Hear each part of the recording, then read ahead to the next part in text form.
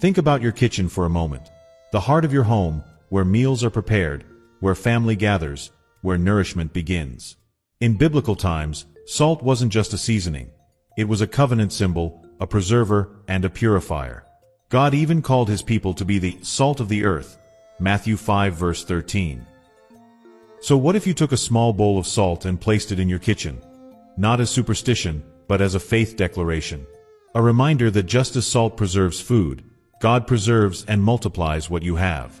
A declaration that what seems barren in your finances will be healed, just like Elisha's spring.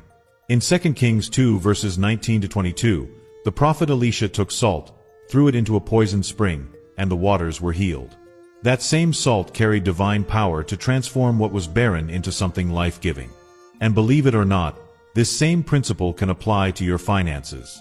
I remember a woman who was struggling to make ends meet. She had bills piling up, and her small business was barely surviving. Then she heard about this principle and decided to act in faith. She placed salt in her kitchen as a daily reminder of God's covenant faithfulness. Within weeks, unexpected opportunities came. A client paid an old debt, a new contract landed in her lap, and she found creative ways to stretch her money further. Was it magic? No. It was faith in action. Just like the widow in 2 Kings, for who trusted Elisha's word and saw her oil multiply, this woman positioned herself for God's provision. Maybe you're thinking, how can something so small make a difference? But remember, God often uses the seemingly insignificant to do the miraculous. A boy's 5 loaves and 2 fish fed thousands. John 6 verses 1 to 14. A little flour and oil sustained a widow through famine. 1 Kings 17 verses 7 to 16. And yes, a handful of salt purified poisoned waters.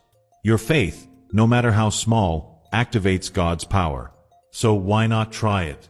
Place salt in your kitchen today, pray over it, and declare, Lord, as this salt represents your covenant, I trust you to heal my finances.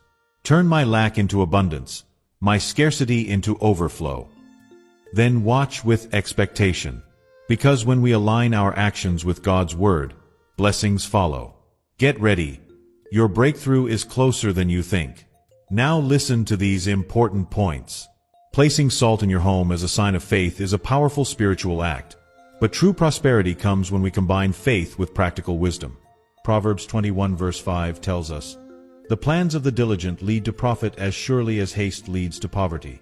God blesses our obedience, but He also expects us to work diligently, manage our resources wisely, and avoid reckless spending.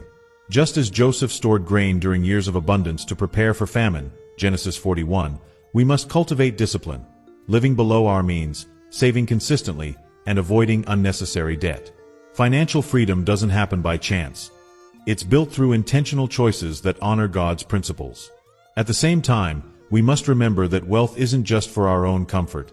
It's a tool for God's kingdom. Proverbs 11 verses 24 to 25 says, "One person gives freely, yet gains even more. A generous person will prosper."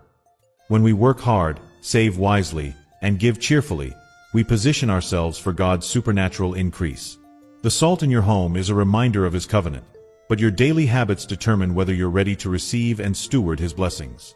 So keep trusting, keep working, and keep giving, because God rewards those who seek Him first. Your breakthrough isn't just coming. It's already on the way.